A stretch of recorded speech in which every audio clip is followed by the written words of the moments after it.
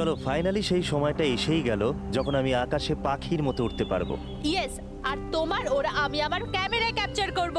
কিন্তু মিস্টার মুক্ত পাখি, খোলা আকাশে এত দূরে উড়ে চলে যেও না যে কোথাও হারিয়ে যাও। ডোন্ট ওয়ারি ম্যাডাম, এমনিতেও রনি স্যার যদি আকাশে হারিয়েও যান তাহলেও মাটিতেই ফেরত আসতে হবে। ওড়ার আগেই তুমি আমাকে নিচে আসার কথা বলছো। চলো, হয়ে গেছি তৈরি। All the best.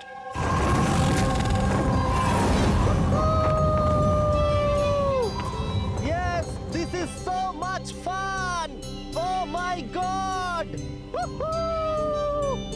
Yes, come on, keep going, keep going. Oh yeah, I love you! Roni, I love you too. Wow, মনে হচ্ছে না ভালোই এক্সপিরিয়েন্স আছে। অফ কোর্স, আমেরিকাতে ও অনেক অ্যাডভেঞ্চার স্পোর্টস ট্রাই করেছে, বানজি জাম্পিং, প্যারাগ্লাইডিং, আরো অনেক। ইন্ডিয়াতে কোনো কিছু ট্রাই করেনি, আর যখন ইন্ডিয়াতে এসেছেই সারাদিনের জন্য, তো কেন কিছু ট্রাই করবে না?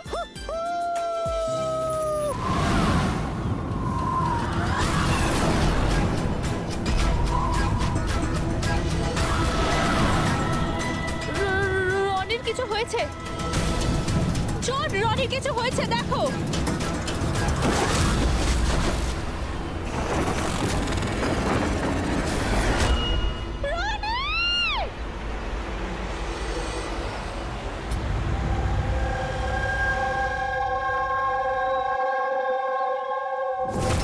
আমি আর রনি এখানে ছুটি কাটাতে এসেছিলাম। আমি কি করে জানবো এটাই রনির জীবনের শেষ দিন হবে? দেখো, আমরা জানি এই সময়টা খুব কঠিন, কিন্তু প্লিজ ভেঙে পড়ো না। আমি এবার নিউ ইয়র্কে গিয়ে ওর বাবাকে কি জবাব দেবো? আমরা একসাথে এসেছিলাম, কিন্তু ফিরে যাব একা। আপনি কাউকে সন্দেহ করেন কে মারতে পারে রনিকে? স্যার, রনিকে কেউ কেন মারবে? আমরা তো এখানে কাউকে চিনিও না। এমনটা নয় তো যে ওর কোনো শত্রু আমেরিকা থেকে ফলো করতে করতে এখানে এসেছিল? না স্যার, রনির কোনো শত্রু এখানে ছিল না। He was such a lively person, সবাই ওকে পছন্দ করতো। তাহলে তুমি বলতে চাইছো এখানে ইন্ডিয়াতে ওর কোনো আত্মীয় স্বজন, বন্ধু বা অন্যান্য কেউ নেই এখানে? এই দেশটা আমাদের জন্য অচেনা স্যার। সবকিছু এই প্যারাগ্লাইডিং এর লোকেরা করেছে। Please arrest them. আপনি আমাকে কেন দোষ দিচ্ছেন? এটা আমাদের রুজি রুটির ব্যাপার, আমি কেন মারতে যাব ওনাকে? তাহলে কে মেরেছে রনিকে? স্যার, এটা তো আমিও বুঝতে পারছি না। 3000 ফুট উচ্চতায় গুলি কি করে চললো? কেই বা চালালো? তাহলে রনি 3000 ফুট উঁচুতে উঠছিল? হ্যাঁ স্যার, আমি নিজে গিয়ার চেক করেছিলাম, আর কোনো প্রবলেম ছিল না তার মধ্যে। আর ওর আশেপাশে কাউকে উঠতে দেখেছো? আশেপাশে না স্যার, কেউই ছিল না। আকাশ একদম পরিষ্কার ছিল, চারপাশটাও পরিষ্কার ছিল, আর উনি ওনার রাইড এনজয় করছিলেন। কিন্তু হঠাৎ বুঝতে পারলাম না কি হলো, একদম দড়াম করে নিচে এসে পড়লেন। এই যে ক্ষতটা দেখছো, আমার মনে হচ্ছে অনেক দূর থেকে গুলি চালানো হয়েছিল, হয়তো কোনো রাইফেল দিয়ে। হ্যাঁ, রাইফেলই হবে, কারণ যে হাইটে এই উড়ানটা উড়ছিল ওখান থেকে তো কোনো শার্প শুটারই গুলি চালাতে পারে, কোনো রাইফেল দিয়ে।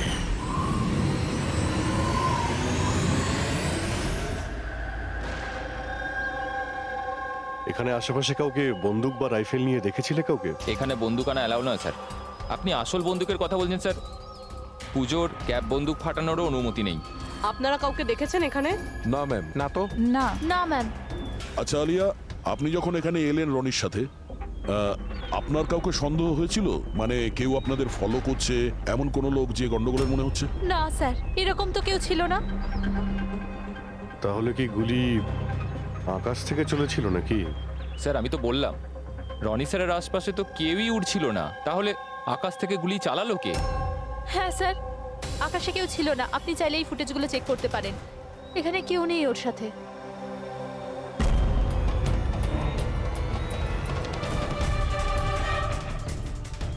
এই ফুটেজে তো রনির আশেপাশে তো দূরে দূরেও কাউকে দেখা যাচ্ছে না। স্যার, নিচে থেকে ওপরে তো কেউ গুলি চালায়নি।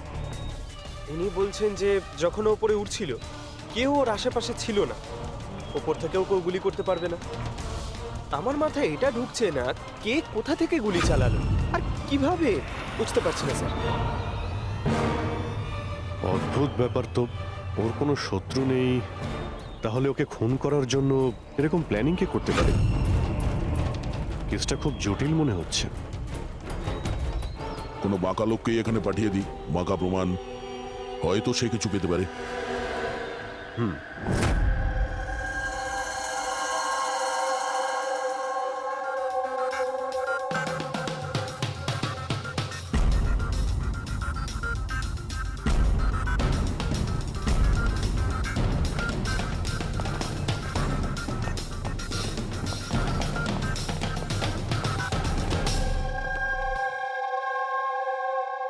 আরে বাহ, আজকে আপনারা দুজনে এমন ভাবে কাজে ডুবে আছেন যে মনে হচ্ছে যে অনেক প্রমাণ আমাদের হাতে দিয়ে আমাদেরকে পাঠাবেন এখান থেকে। অনেকগুলো প্রমাণ, হ্যাঁ, আর যদি একটাও না পাওয়া যেত? সোজা করে বলো না, কোনো প্রমাণ পাওনি, খুঁজে দেখোনি? ডক্টর সালুকে ওই গুলির ব্যাপারে কিছু জানতে পারেননি? আপাতত এইটুকু জানতে পেরেছি ভাই, ওপর থেকে কোনো ইউএফও গুলি চালিয়েছে। শালুকে তুমি না কোনোদিনই সোজাসুজি করে কথা বললে না। আরে এটা কি, এটা বোঝাও, আমাকে বোঝানোর জন্য এরকম করেছো? হ্যাঁ, বলো। এ দেখো বস, রনি মাটি থেকে 3000 ফুট উঁচুতে উঠছিল, আর ওর গুলিটা লেগেছে তার ওপর থেকে প্রায় 1000 ফুট উঁচু থেকে। আর এই গুলিটা 60 ডিগ্রি অ্যাঙ্গেলে এসে গায়ে লেগেছে। আমার তো ভেবেই কেমন যেন মাথাটা ঘুরছে। আকাশের উপর থেকে কে গুলি চালাতে পারে ওর উপর? এটা কিভাবে সম্ভব? এখনো হয়নি, আরো বাকি আছে বস। এই গুলিটা প্রায় 3 কিলোমিটার দূর থেকে ছোড়া হয়েছে। ভারী অবাক কাণ্ড, তাই না দয়া? 3 কিলোমিটার দূর থেকে গুলি চালানো হয়েছে। 60 ডিগ্রি অ্যাঙ্গেলে রনির গলার ভেতর ঢুকে যায় আড়াআড়ি। তার মানে রাইফেলটা খুব পাওয়ারফুল ছিল মনে হয়। একদম ঠিক বস, রাইফেলটাও পাওয়ারফুল ছিল, আর গুলি যে চালিয়েছে তারও হাতটা পাকা। এত উঁচুতে হাওয়া খুব জোরে প্রবাহিত হয়, আর টেম্পারেচারও কম বেশি হতে থাকে।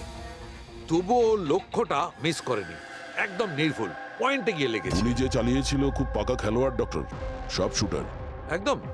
আর এইরকম শার্ট শুটার সহজে তো পাওয়া যায় না যে এই কাজটা করে দেবে। কিন্তু স্যার, আমরা সমস্ত ভিডিও দেখেছি। যখন রনি আকাশে ছিল তখন ওর আশেপাশে কোনো প্যারাসুট বা চপার ছিল না স্যার। আকাশ একদম পরিষ্কার ছিল।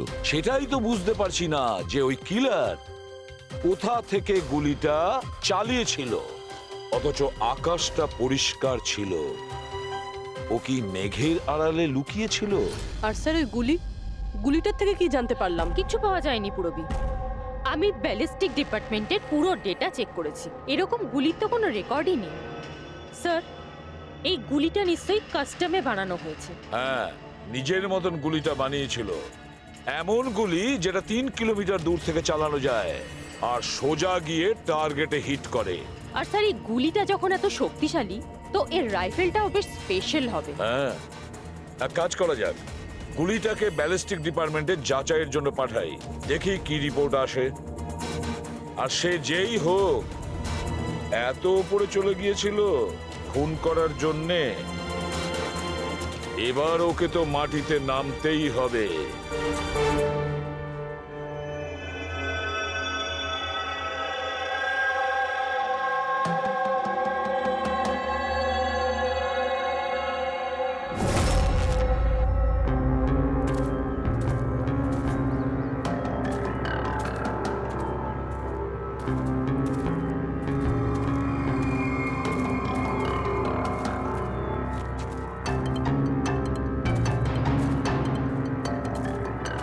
ব্রাদার, উই ক্যান ডু ইট।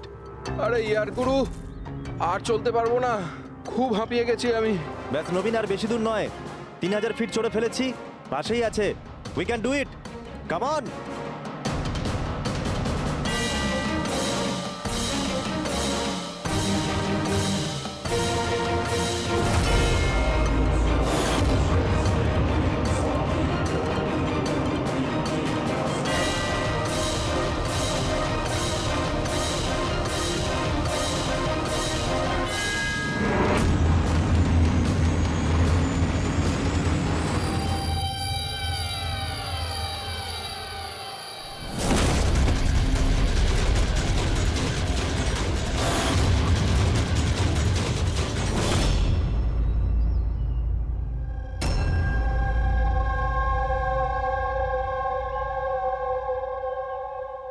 এমন মনে হচ্ছে যে রনির মার্ডারের ফটোকপি দেখছি। 3000 ফিট উপরে ঠিক ওরকমই গুলি মেরেছে মাথার পেছনে। একেও একইভাবে গুলি চালিয়েছে।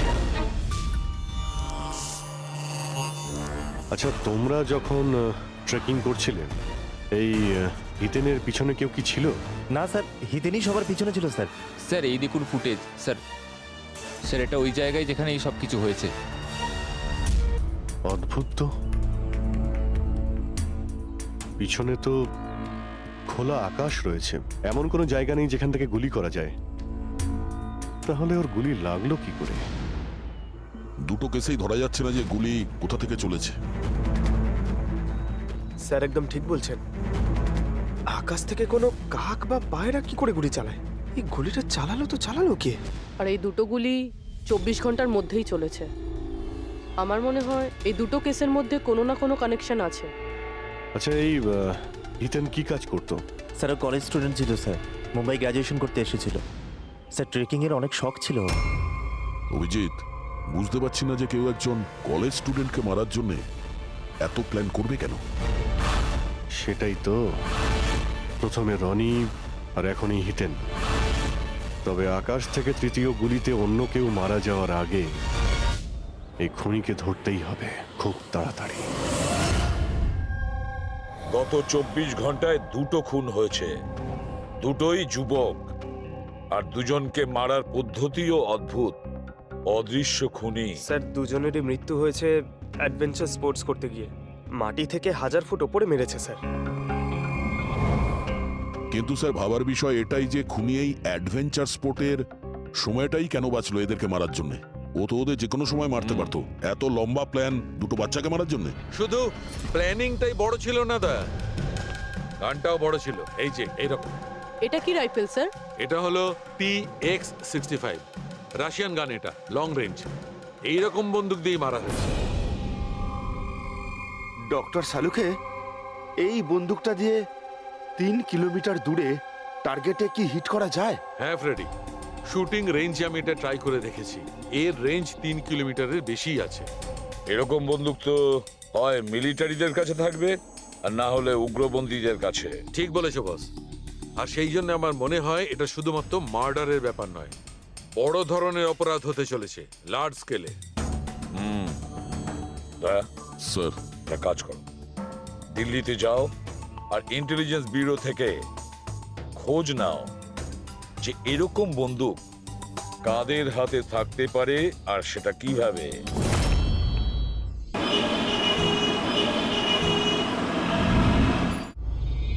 এই সমস্ত খুন এই রাইফেল দিয়েই হয়েছে। আর আপনারা তো জানেনই, এরকম হাই প্রোফাইল রাইফেল তো সবার কাছে থাকে না। আপনি একদম ঠিক বলছেন স্যার। আর যেটা আমাদের দেখা দরকার সেটা হলো এই রাইফেলটা যদি কেউ কিনতেও চায় তাহলে কিনতে পারবে না। এটা একটা কিংবা দুটো পিসে বিক্রি হয় না, বড় অ্যালটমেন্ট হয় এগুলোর। তাহলে কয়েক বছর আগে যে আতঙ্কবাদী হামলা হয়েছিল তার মধ্যে এই ধরনের রাইফেল ইউজ হয়েছিল? হ্যাঁ স্যার। তাহলে আপনাদের কোনো আতঙ্কবাদী গ্রুপের উপর সন্দেহ হয়? আগে হ্যাঁ স্যার, যদি আমাদের সন্দেহ ঠিক হয় তাহলে আমরা জানি যে এর পেছনে ঠিক কার হাত আছে। কার? এই অঞ্চলেই কিছুদিন আগে আমাদের আর্মি অনেক অস্ত্র আটক করেছিল। ওই অস্ত্রের মধ্যে এই রাইফেলটাও ছিল। হ্যাঁ প্রতাপ স্যার, সমস্ত আতঙ্কবাদী মরে গেছে, ওদের মধ্যে একজন পালিয়ে গেছে, তবে আমরা সমস্ত হাতিয়ার আটকে নিয়েছি। ওয়েল ডান প্রতাপ স্যার। আর যে টেররিস্টরা পালিয়ে গেছে তাদের সম্পর্কে সমস্ত পোস্টকে অ্যালার্ট করে দাও। তাহলে এই কাজ ওই আতঙ্কবাদীর হতে পারে যে পালিয়ে গিয়েছিল ওখান থেকে। হ্যাঁ স্যার। আর আমাদের ইনফরমেশন অনুযায়ী এই আতঙ্কবাদী গ্রুপ খুব বড় একটা কিছু করতে চলেছে। বোধহয় এটাই সেটা শুরু। এই দুটো অপরাধ সাধারণ কোনো খুন নয়, এটা নিশ্চয়ই কোনো বড় সড় ষড়যন্ত্র, কোনো দুষ্কৃতী আক্রমণ ঘটতে চলেছে। হ্যাঁ স্যার। আর এই খুনগুলোকে আটকানোর জন্য প্রথমে আমাদের আকাশ থেকে চলা গুলির রহস্য ভেদ করতে হবে স্যার। আর এই রহস্যের কিনারা করার জন্য সবার আগে আমাদের এটা জানতে হবে যে এই আতঙ্কবাদীরা রনি আর হিতেনের মতো সাধারণ লোকের হত্যা কেন করলো। আচ্ছা, এমন কি কমন আছে এই দুটো কেসে? স্যার, দুটো মার্ডারই আকাশে হয়।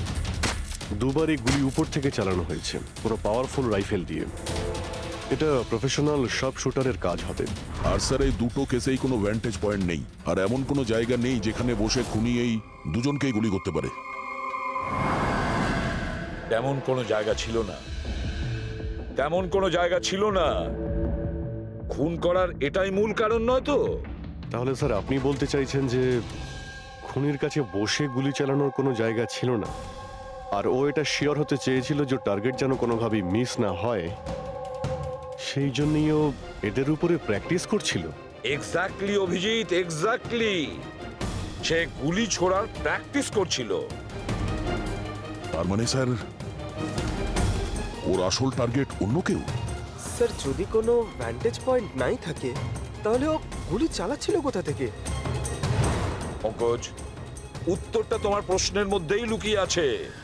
আচ্ছা এটা বলো, আমরা মানুষ ডানা ছাড়া আকাশে কিভাবে ওড়ে?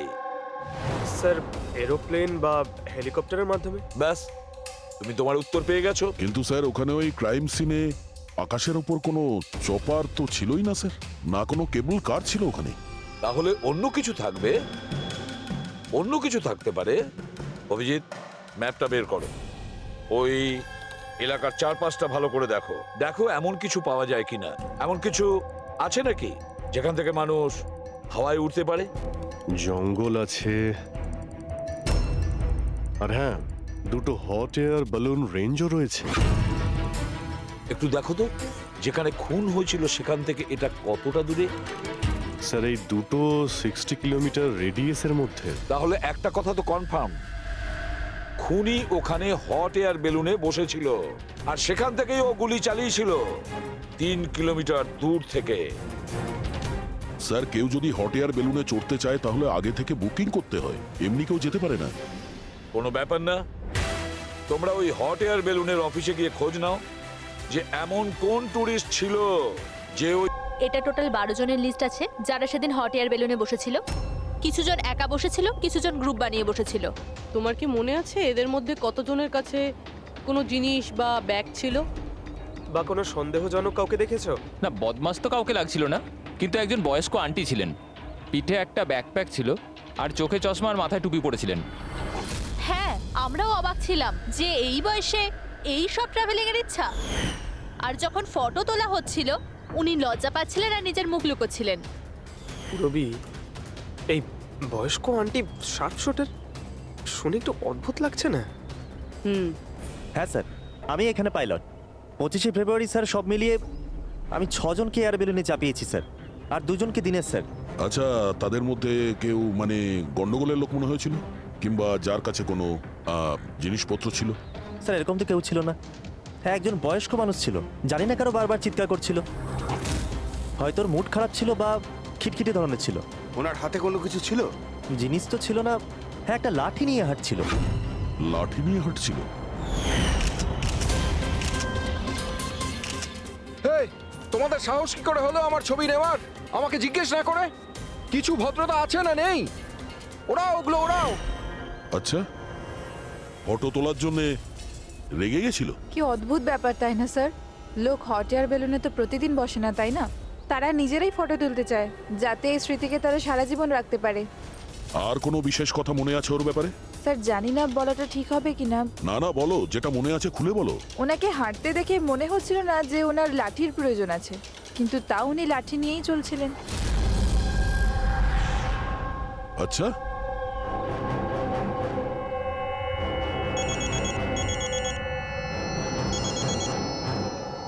হ্যাঁ স্যার। কিছু জানতে পারলে?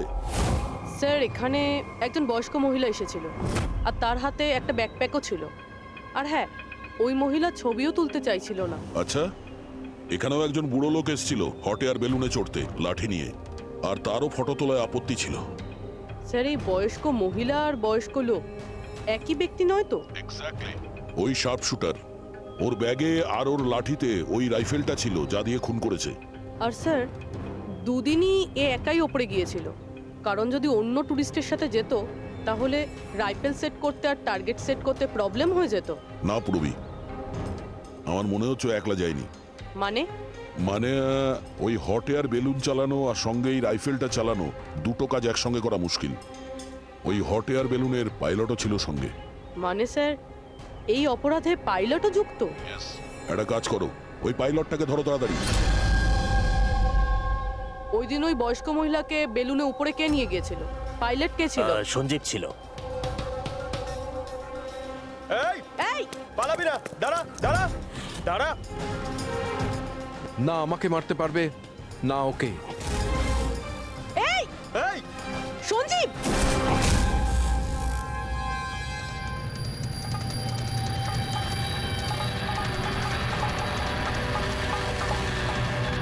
আরে তো প্রাণ দেওয়ার জন্য একদম তৈরি ছিল। এটা কোনো ছোটখাটো মার্ডার নয় পঙ্কজ, অনেক বড় মিশন। যদি তাড়াতাড়ি আটকানো না যায় তাহলে বড় সড়ো বিপদ হবে। আচ্ছা গীতা, 24শে ফেব্রুয়ারি যে লোকটা গ্রুপে যেতে চাইছিল না, একলা যেতে চাইছিল, ওর পাইলট কে ছিল? কে নিয়ে গেছিল? সোলো ট্রাভেলারকে তো দিনেশ নিয়ে গিয়েছিল। অদ্ভুত ব্যাপার দিনেশ, এতক্ষণ ধরে চুপ করে আছো, কিছু বলছো না কেন? তোমরা আমাকে ধরতেই পারবে না। এই,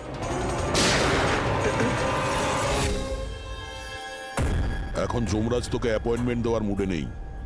যতক্ষণ না আমাদের প্রশ্নের উত্তর আমরা পাবো, তোকে বেঁচে থাকতে হবে। চল। মারো, যত পারো মেনে নাও, আমার কিচ্ছু যায় আসে না। আর তাছাড়া তোমাদের এই আইনের কমজোরি থাপ্পড়ে এত শক্তি নেই যে আমার অপরাধের মজবুত হাড়কে গলাতে পারবে, বুঝলে? তোমার উপর যদি টর্চার করতেই হতো তাহলে ওর জন্য তো 2 মিনিটের কাজ আমাদের কাছে। কিন্তু তারপর মনে পড়ে তোমার পরিবারের কথা, তোমার বোন। পরের মাসে ওর বিয়ে না? কেমন লাগবে ওর যে ওর বিয়ে হচ্ছে আর বিয়ের পরে ওর ভাই এই পৃথিবীতে নেই? হ্যাঁ, আর তোমার মা প্রত্যেক মাসে খরচার জন্য টাকা পয়সা পাঠাও না? তোমার মৃত্যুর পর কে খেয়াল রাখবে তার? কিছু ভেবেছো এ ব্যাপারে? হ্যাঁ, না।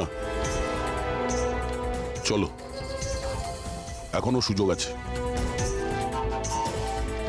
রাজ সাক্ষী হয়ে যাও। কথা দিচ্ছি তুমি জেলে যাওয়ার পরে তোমার মায়ের খেয়াল আমরা রাখবো। সত্যি? মানে পুরো খেয়াল রাখবে? পুরো খেয়াল? হ্যাঁ, তোমার মায়ের পুরো খেয়াল রাখা হবে। তুমি শুধু এটা বলো কার জন্য কাজ করো, তোমার বসের নাম কি? বলে দেবো? সত্যি বলে দেবো? হ্যাঁ বলো। আমি যার জন্য কাজ করি না, যে আমার বস স্যার, তার নাম হলো এসিপি প্রদ্যুম্ন।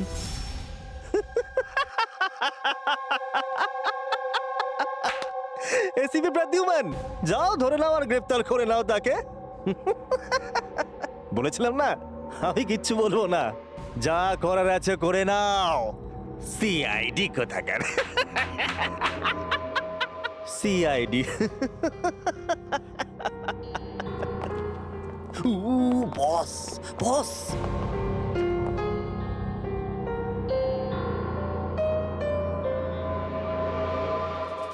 কোনো ব্যাপার না, কিচ্ছু বলতে হবে না।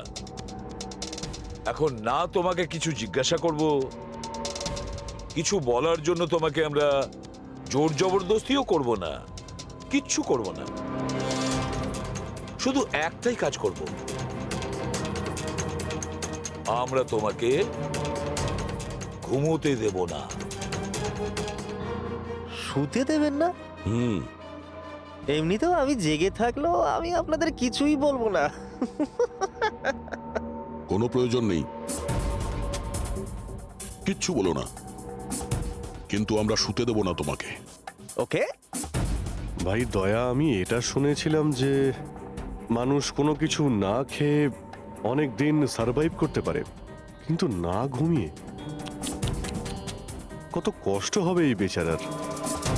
তোর বাঁচাটা খুবই মুশকিল, আমি এসব দেখতে পারবো না।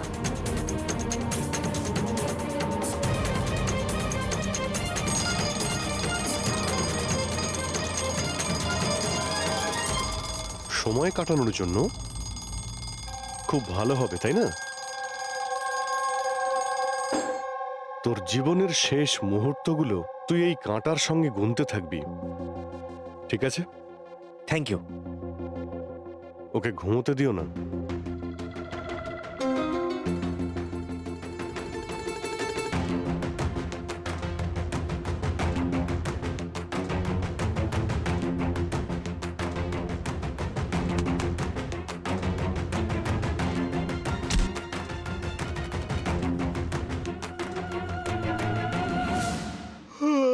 Ready sir. আরে কোথায় আছেন আপনি?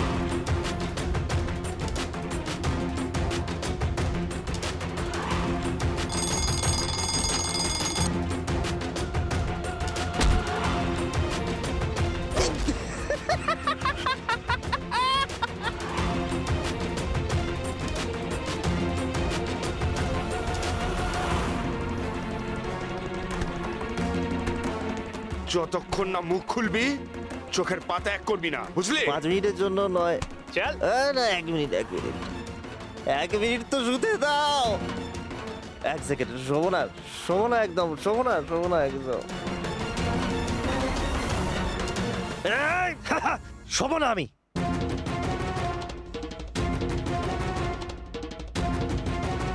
এবারও ভেঙে পড়বে।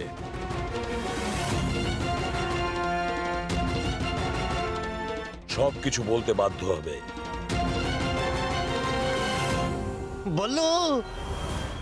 বললো তুই শুবি না, ওঠ।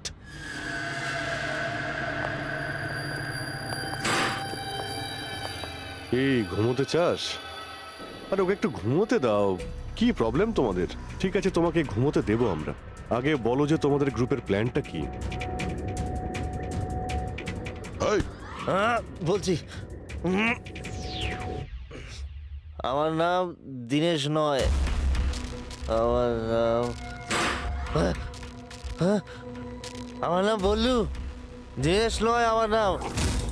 আর আমাকে স্পেশালি এই মিশনের জন্য তৈরি করা হয়েছিল। আর যে 2টো মার্ডার হয়েছিল না, ওটা প্র্যাকটিস ছিল। আমাদের আসল মিশন হলো ওকে মারা। আর ওই যে ওকে কি যেন নাম, স্টিভ মার্টিন। ওই শান্তির দূত যে সম্প্রতি ভারতবর্ষে এসেছে দেশে শান্তির বার্তা নিয়ে, যাতে সমগ্র বিশ্ব এই বার্তাকে সমর্থন করে, যাতে উগ্রপন্থীরা শেষ হয়। এসিবি, আমরা চাই না যে আতঙ্কবাদ কখনো শেষ হোক। আর স্টিভ মার্টিন তো মরবেই, তোমরা কিচ্ছু করতে পারবে না।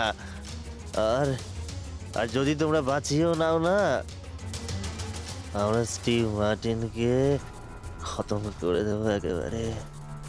আমাদের যে শার্প শুটার আছে না, একদম পাক্কা নিশানা তার। কোথায় মারবে ওকে আর কখন? বল। ও যখন কনফারেন্সে ভাষণ দেবে না, ওটাই সব থেকে সঠিক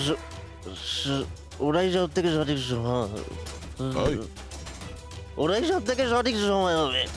ওই সময় ওর আশেপাশে কোনো সিকিউরিটি থাকবে না। আর যে কনফারেন্সটা আছে না, ওটা বিল্ডিং এর ছাদেতে হবে। তো ওই হট এয়ার বেলুনেতে আমাদের শার্প শুটার যাবে আর ওখানেই গুলি মারবে। কনফারেন্স ঘন্টা খানেকের মধ্যে শুরু হবে। এখন তাড়াতাড়ি ওখানে আমাদের পৌঁছতে হবে। আরে তোমরা যতই চেষ্টা করে নাও, বাঁচাতে পারবে না ওকে। আর হ্যাঁ, তোমরা যদি বাঁচিয়েও নাও না, তাহলে আমরা আবার প্ল্যান করব, দ্বিতীয়বার মারবো। কে মারবে? কিরকম দেখতে ও? আরে আমি ওর মুখ দেই রে এখনো পর্যন্ত। যখনই আসে ছদ্মবেশে আসে। তোমরা কি একে হসপিটালে নিয়ে যাও তাড়াতাড়ি। স্যার, আমরা কি হট এয়ার বেলুনটা আটকাতে পারি না যতক্ষণ এই কনফারেন্স শেষ হচ্ছে? না ফেডরিক, এই সব কিছু বন্ধ করা যাবে না। আজকে আটকালে কালকে অন্যরকম প্ল্যান করবে। আজকের প্ল্যান আমরা জানি, আজই ওদেরকে ধরবো।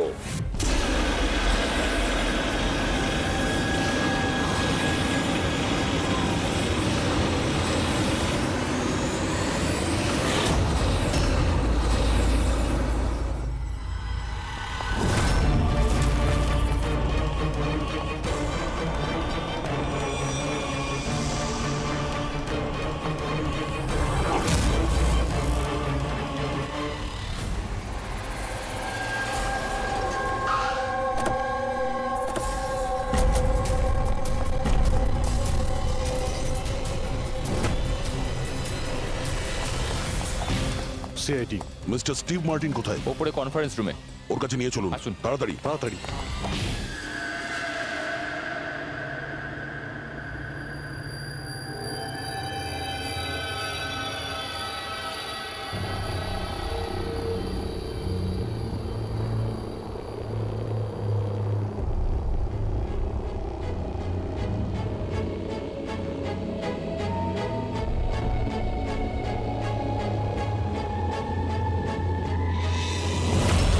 স্যার এখানে 4টে বেলুন আছে, দুটো ওপরে আছে আর দুটো রেডি হচ্ছে। আমার সামনে যে বেলুনটা আছে স্যার,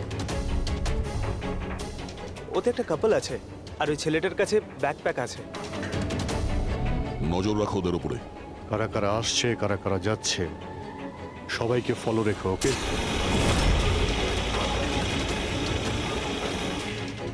স্যার ওদের বেলুন টেক অফ করেছে। হ্যাঁ,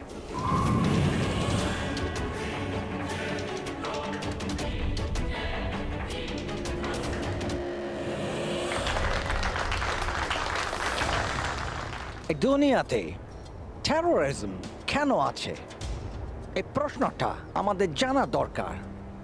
আর এই টেরোরিজম তখনই বন্ধ হবে যখন সব দেশ একসাথে ভাই ভাই হয়ে থাকবে। টেরোরিজমকে আমাদেরকে গোড়া থেকে উপরে ফেলতে হবে।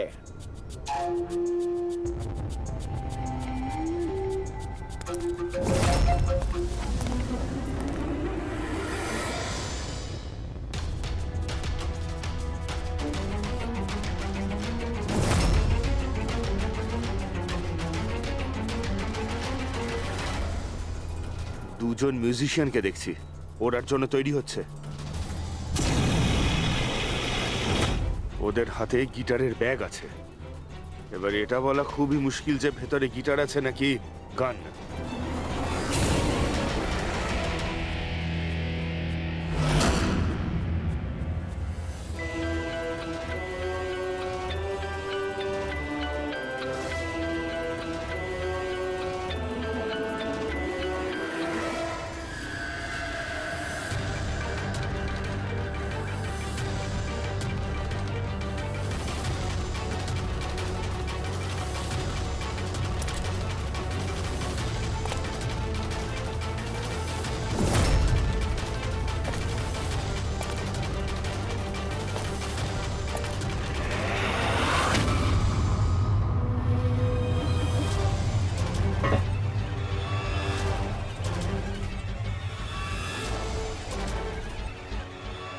স্যার আরও একটা লোক এসছে, ওর কাছে একটা ব্যাকপ্যাক আর একটা ক্রাচ রয়েছে। অপেক্ষা করা যাক।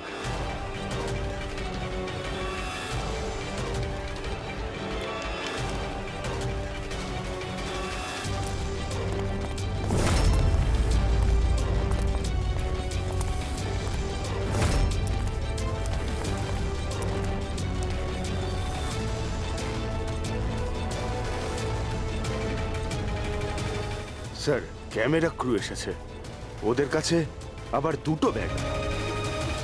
Camera crew?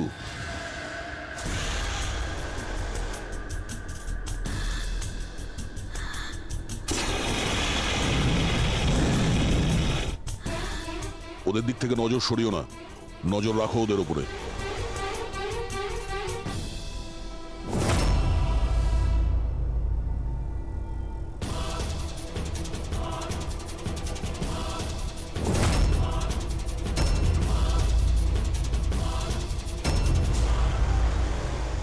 স্যার এখানে তো অনেক বেলুন উঠছে। সুইসাইড বম্বিং কি এটা? কেউ নিজের খুশিতে নিজের প্রাণ কি করে দিতে পারে? জীবন precious. Oh no, We need to respect এতগুলো বলুন, others. আর সব এর মধ্যে দেশে আমরা যেটা খুঁজছি এটা সেটা করা কোনটা? উচিত।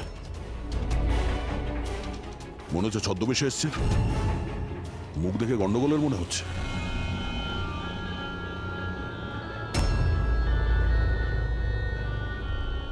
দয়া, ওই দুটোর উপর নজর রাখো। আমরা যেন সব সময় একটা কথা মনে রাখি, ওয়ার্ল্ড ওয়ার 1 আর ওয়ার্ল্ড ওয়ার 2।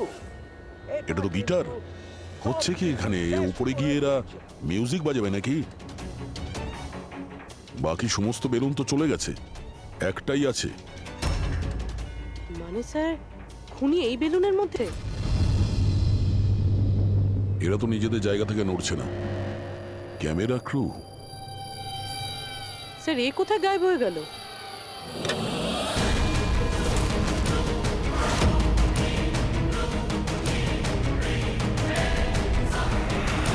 স্যার এর কাছে তো রাইফেল রয়েছে, যেমনটা সালুঙ্কে স্যার বলেছিল। অভিজিৎ,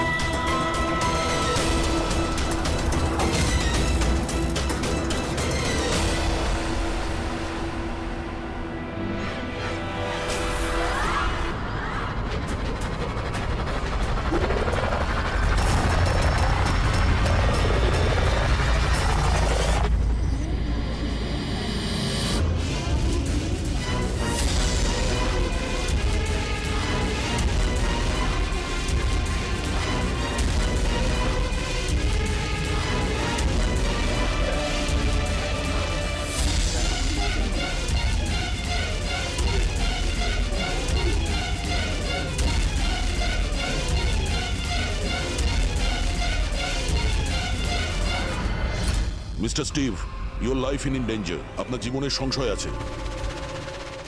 তাহলে কি করবে? We have a plan. Thank you CIG. যদি আজকে আপনারা ঠিক সময় না আসতেন আমি বেঁচে থাকতাম না। দেখুন, বিপদ কিন্তু এখনো কাটেনি, ঠিক আছে? এখনো খুনিকে ধরতে পারেনি, সেই জন্য be safe, be careful. Okay Freddy, Pankaj, ওই বেলুনে নজর রাখো, চোখের বাইরে যেন না যায়। হ্যাঁ স্যার, আমরা বেলুনটাকে ট্র্যাক করছি।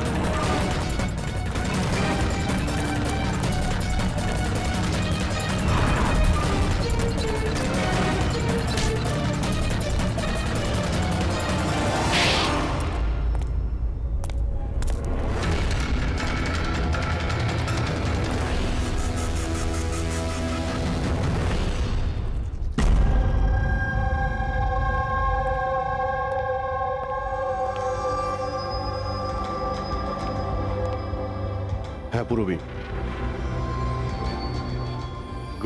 Good job, congrats. ওরা ধরা পড়েছে মিস্টার অভিজিৎ? হ্যাঁ, খুনি ধরা পড়ে গেছে। Yes, well done.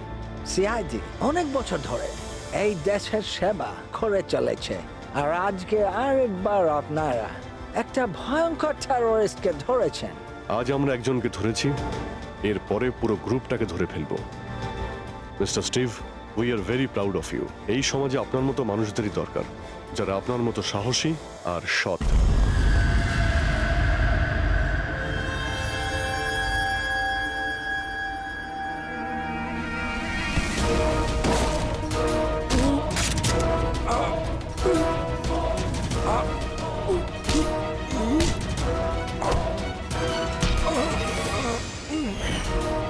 তাহলে তুমি ছদ্মবেশে রনি আর হিতেনকে মেরেছো? তোমার মতো একজন সব শুটার জেলের ভাত খেয়েও ফাঁসির অর্ডার আসার আগে পর্যন্ত। তোমার কি মনে হচ্ছে তোমরা আমাকে ধরে নিয়েছো তো স্টিভ প্রাণে বেঁচে যাবে? কখনো নয়। আমাদের ক্ষমতা এত বেশি যে তোমাদের আইন এটা খুঁজতে খুঁজতে হাঁপিয়ে যাবে, কিন্তু আমরা শেষ হব না। শেষ হবে তোমাদের এই দেশ। শোন ছাড় পোকা, আমাদের দেশের উপর অনেকে খারাপ নজর দিয়েছে, আবার চলেও গেছে। জানিস আমাদের দেশ কত বছর স্বাধীন হয়েছে? ৭৪ বছর। আর এই ৭৪ বছরে আমাদের দেশের জওয়ানরা জানি না কত আতঙ্কবাদীকে মেরেছে। আজ তোর পালা, কাল তোর সঙ্গীদের পালা। আমাদের দেশ থাকবে, খুব ভালোভাবেই থাকবে। আর এই দেশ থেকে যদি কোনো জিনিস চলে যায় সেটা হলো আতঙ্কবাদ, বুঝেছিস? আতঙ্কবাদ।